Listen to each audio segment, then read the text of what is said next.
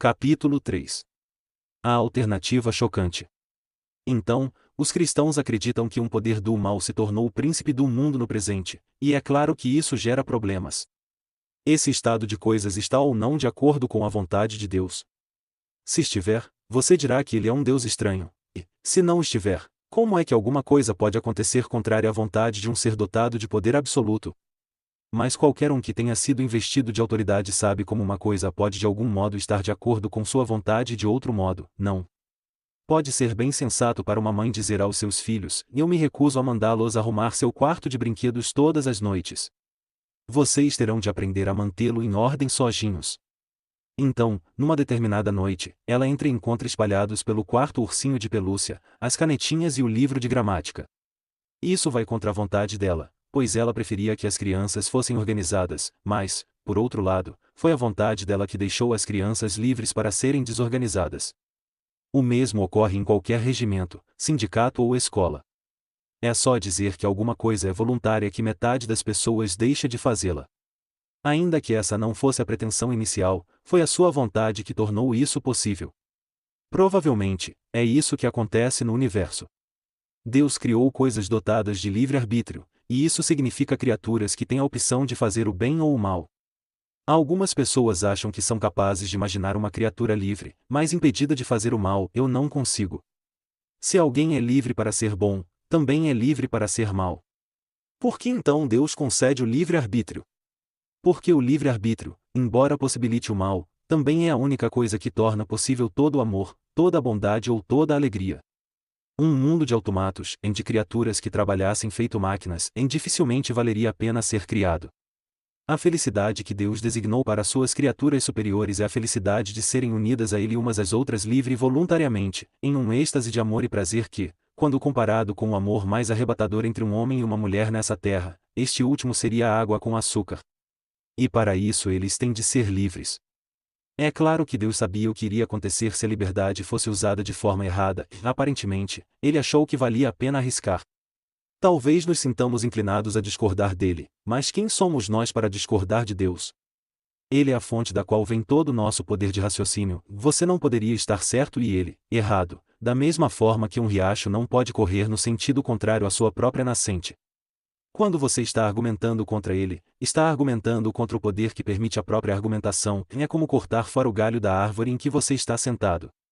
Se Deus acha que esse estado de guerra do universo é um preço que vale a pena pagar pelo livre-arbítrio, e isto é, por criar um mundo vivo, em que as criaturas podem fazer o bem ou causar danos reais e em que algo de real importância pode acontecer, em vez de um mundo de marionetes, que só se move quando ele mexe as cordas, então podemos supor que vale mesmo a pena pagar o preço.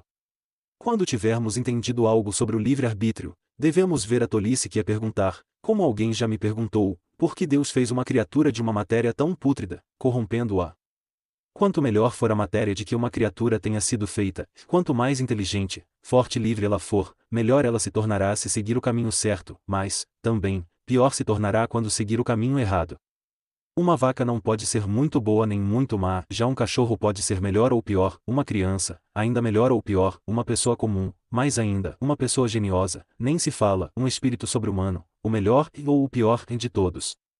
Como o poder das trevas se corrompeu? Aqui, sem dúvida, fazemos uma pergunta para a qual os seres humanos não podem dar uma resposta com absoluta certeza. Entretanto, pode-se oferecer uma hipótese razoável e tradicional, com base em nossa própria experiência de corrupção. No momento em que você tem um ego, surge a possibilidade de colocar a si mesmo em primeiro lugar e de querer ser o centro, que é o desejo, na verdade, de ser Deus. Esse foi o pecado de Satanás, e esse foi o pecado que ele ensinou à raça humana. Algumas pessoas acham que a queda do homem teve algo a ver com sexo, mas isso é um equívoco. A história do livro do Gênesis afirma, antes, que em decorrência da queda, a nossa natureza sexual se corrompeu, mas como resultado dela, não sua causa. O que Satanás pôs na mente de nossos ancestrais remotos foi a ideia de que eles poderiam ser como deuses, como se pudessem estruturar-se por si mesmos, como se tivessem criado a si mesmos, ser os seus próprios mestres, e inventar uma espécie de felicidade para si fora de Deus, à parte de Deus. E dessa tentativa desesperada veio praticamente tudo o que chamamos de história humana: em dinheiro, pobreza, ambição, guerra, prostituição, classes, impérios, escravidão, a longa e terrível história do homem tentando encontrar felicidade em algo diferente de Deus. A razão pela qual tal empreendimento jamais será bem-sucedido é esta: Deus nos criou, Ele nos inventou como uma pessoa inventa um motor. Um carro é feito para funcionar à base de gasolina, e ele não funcionaria com nenhum outro combustível. Agora, Deus designou a máquina humana para funcionar à base dele mesmo. Ele mesmo é o combustível que nossos espíritos foram designados para queimar, ou o alimento do qual nossos espíritos foram designados para se alimentar. Não há outro. Essa é a razão pela qual simplesmente não adianta pedir a Deus para nos fazer felizes do nosso jeito, independentemente da religião. Deus não pode nos dar felicidade e paz à parte de si mesmo, porque elas não se encontram aí. Não existe tal coisa. Essa é a chave para a história da humanidade. Uma energia extraordinária é despendida, e civilizações são construídas, e instituições excelentes, criadas, mas sempre há algo que dá errado. Sempre ocorre algum desastre fatal que faz as pessoas egoístas e cruéis subirem ao poder e tudo se torna em miséria e ruína, e na verdade, a máquina começa a falhar. Ela parece iniciar perfeitamente e funciona por alguns quilômetros, e então o motor funde, pois eles estão tentando fazê-la funcionar com o combustível errado. Foi isso que Satanás nos fez conosco, seres humanos. E o que foi que Deus fez? Antes de tudo, ele nos conferiu consciência, o sentido do certo e do errado, e por toda a história houve pessoas tentando, algumas muito intensamente, obedecer-lhe. Nenhuma delas foi bem-sucedida.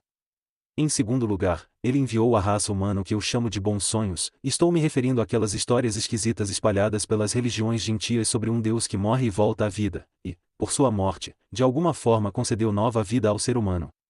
Em terceiro lugar, ele selecionou um povo em particular e passou vários séculos incutindo na cabeça deles que tipo de Deus ele era, que não havia nenhum igual a ele e que ele exigia uma conduta correta. Os judeus são esse povo, e o Antigo Testamento nos oferece o relato de como ocorreu esse processo de incutir. Mas o verdadeiro choque ainda estava por vir. Eis que da descendência desse povo subitamente surge um homem que anda por aí dizendo que é Deus. Ele alega ter poder para perdoar pecados. Diz que sempre existiu. Afirma que está vindo julgar o mundo no fim dos tempos. Agora, vamos deixar bem claro uma coisa. Entre os povos panteístas, como são os indianos, qualquer um poderia dizer que fazia parte de Deus ou que é um com Deus, não há nada de muito estranho nisso. Mas esse homem, pelo fato de ser judeu, não poderia estar se referindo a esse tipo de Deus. Deus, na linguagem deles, significava o ser que está fora do mundo, o Criador e aquele que é infinitamente diferente de tudo. E quando você entende isso, verá que as palavras ditas por esse homem eram, simplesmente, os pronunciamentos mais chocantes já enunciados por lábios humanos. Há um elemento nessa reivindicação que tende a passar despercebido por nós, porque o ouvimos tantas vezes que já não nos damos conta mais de suas consequências. Eu me refiro à alegação de perdoar pecados, e quaisquer pecados. Agora, a menos que seja o próprio Deus falando, tal pronunciamento é tão absurdo que se torna cômico. Todos entendemos que uma pessoa pode perdoar ofensas contra si mesmo. Você pisou no meu calo e eu o perdoo, você roubou o meu dinheiro e eu o perdoo. Mas o que diríamos de uma pessoa que, não tendo sido pisada ou roubada, anunciasse que perdoa essas ofensas cometidas contra outra pessoa? Insensatez estúpida seria a descrição mais gentil que poderíamos fazer de sua conduta. Entretanto, foi isso que Jesus fez. Ele disse às pessoas que os seus pecados estavam perdoados sem nunca sequer consultar as pessoas às quais esses pecados lesaram. Ele se comportou, sem hesitar, como se fosse a parte mais afetada, a pessoa mais ofendida em todas as ofensas. Isso só faria sentido se ele realmente fosse o Deus cujas leis estão sendo infringidas e cujo amor é ferido a cada pecado cometido. Na boca de qualquer outra pessoa que não seja Deus, as palavras implicariam o que eu só posso considerar uma tremenda imbecilidade e presunção sem precedentes na história. Contudo, que esse é o fato estranho e, ao mesmo tempo, significativo, nem mesmo seus inimigos, quando leem os evangelhos, costumam ter a impressão de imbecilidade ou presunção, muito menos os leitores desprovidos de preconceitos. Cristo diz que ele é humilde e manso, e nós acreditamos nele e não percebemos que, se ele fosse meramente um homem, a humildade e a mansidão são as últimas características que poderíamos atribuir a alguns dos seus ditos. Quero evitar aqui que alguém diga a enorme tolice que muitos costumam dizer a respeito dele: estou pronto para aceitar a Jesus como um grande mestre de moral, mas não aceito sua reivindicação de ser Deus. Esse é o tipo de coisa que não se deve dizer. Um homem que fosse meramente um ser humano e dissesse o tipo de coisa que Jesus disse não seria um grande mestre de moral. De duas uma, ou ele seria um lunático do nível de alguém que afirmasse ser um ovo frito ou então seria o diabo em pessoa. Faça a sua escolha. Ou esse homem era, e é, o Filho de Deus, ou então um louco ou algo pior. Você pode descartá-lo como sendo um tolo ou pode cuspir nele e matá-lo como a um demônio, ou, então, poderá cair de joelhos a seus pés e chamá-lo de Senhor e Deus. Mas não me venha com essa conversa mole de ele ter sido um grande mestre de moral, pois ele não nos deu essa alternativa e nem tinha essa pretensão.